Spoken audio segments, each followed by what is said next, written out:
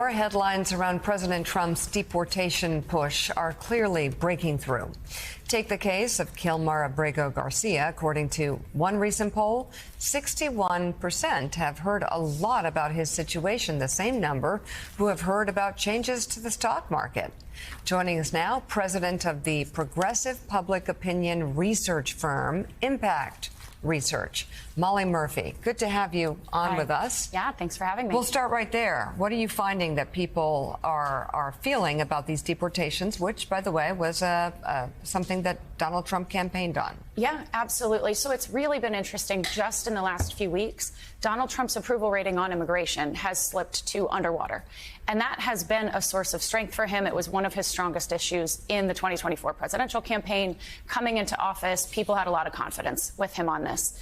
But as this case continues to go on, as he has defied the court orders, as he continues to make this not a conversation about immigration, but about due process and about defying the courts, his immigration approval rating has come down. At the same time, people aren't really against deporting people who are here illegally. And so this isn't as though they just tend to oppose what Donald Trump says about, hey, we got to make sure illegal immigrants are gone. They tend to still support that. But the way he is going about it and the how is really tanking his overall approval on the issue itself. So on Abreu Garcia, again, there are a lot of polls that show the Trump administration upside down like 15, 20 points on that issue. So, yeah, let's talk about generally, as you said, a lot of Americans have supported Donald Trump's attempts to deport illegal immigrants, people who are here illegally. But it's the specifics and go into something a little deeper that, again, we've been talking about a Wall Street Journal op-ed about due process. And I think a lot of people in Washington, D.C. that may have been a little more cynical about Americans' knowledge of due process are surprised. It's showing up in all the polls. Americans are going, we don't care who it's for. We expect due process if you're in America. That's exactly right. I mean, I've got numbers for you right here, Joe. 57% think that the federal government should be allowed to deport undocumented immigrants if it has provided evidence and a hearing. And the numbers go up when you're asking, should people be able to appeal a decision in the court? 75% of Americans believe that including immigrants, not just American citizens, should be able to go before a hearing, but go before a judge and have their case adjudicated with evidence. And so when the vast majority of Americans are saying this and they're watching the president say, I don't know if people should have due process, that really concerns them. I mean, do people understand the legal underpinnings and what is written in the Constitution? Maybe not, but they do understand that a core American value is that everyone deserves a hearing, everyone deserves a trial, and to be able to appeal that decision. I want to ask you about some of those economic numbers that we saw up there, particularly on tariffs, where he's deeply underwater. What are the appeals that people who are on his side and rooting for him and hoping that he'll change his mind on tariffs has made to him is, okay, if you don't understand it's bad for the economy, how about it's bad for you? Because they understand the way he thinks, and that has not prevailed. But clearly, if you look at these numbers, they are bad for him. They're awful. I mean, there is not a singular issue that is a bigger weight around Donald Trump's neck right now than the tariffs. There was a Navigator poll out this morning, and it had a big word cloud, and it just said, what is what is giving you negative impressions of Donald Trump? And it was all tariffs, and that is independent voters. That's up to about a quarter of Republicans who are not liking the tariffs.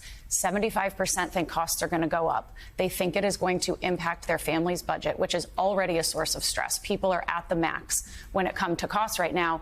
And generally, people don't disentangle their own circumstances from the larger economy. Right now, especially with inflation over the last few years, what they will say is, if it's bad for me, it's bad for the economy. And so even if there wasn't the tumult in the stock market, just the promise that their food is going to get more expensive, home repairs, all of those things is bad for their situation, and they can't bear much more. And it can't be said enough that Donald Trump's signature campaign promise was, I'm going to lower prices. We haven't seen that, and now there's real fears prices are going to rise. And so connected, I mean, we know how important these economic issues are, but connected to this idea that Donald Trump, unlikely messenger as he may be, was elected because he's going to fight for you. That's always been his sort of like, I'm for you, I'm going to stand up and fight.